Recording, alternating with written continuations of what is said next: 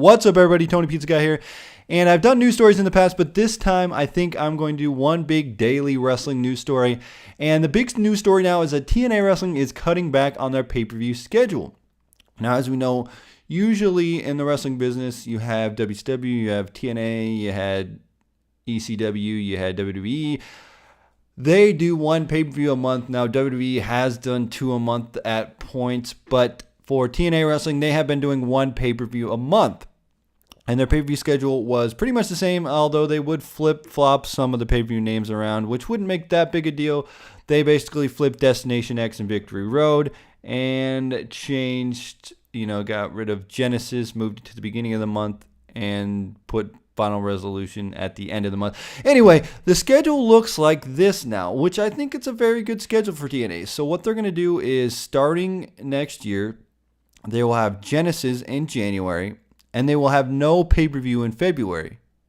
Then they will have Lockdown. As we know, Lockdown seems to be one of their bigger pay-per-views. They seem to think that Lockdown and Bound for Glory are their two big pay-per-views of the year, which is good because they can have a little break and build up to the Lockdown. So Genesis is January, no pay-per-view in February. March is Lockdown. April, there will be no pay-per-view. Now, what they did is they actually moved Lockdown from April to March so they can have a break in April. So it goes Genesis, no pay-per-view, Lockdown, no pay-per-view, Sacrifices in May. Then they have Slammiversary in June, Destination X in July, August is Hardcore Justice, and no pay-per-view in September.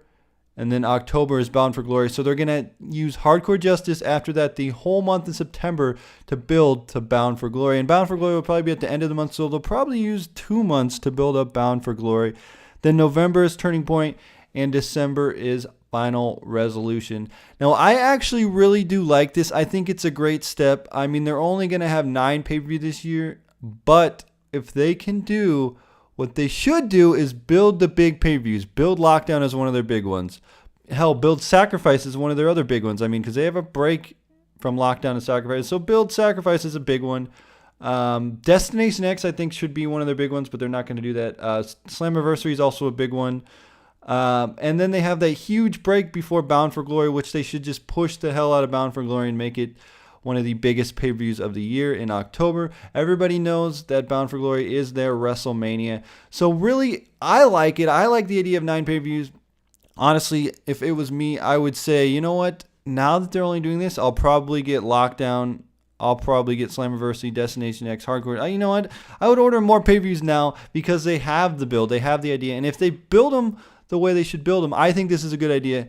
Honestly, I thought that WWE should do this, but I know WWE won't. I was thinking that WWE should do something to the fact where they charge for their, more money for their big 4 pay-per-views, and then the other ones they give away, like WrestleMania, Survivor Series, Royal Rumble, and SummerSlam. Those 4 they should, charge more money for.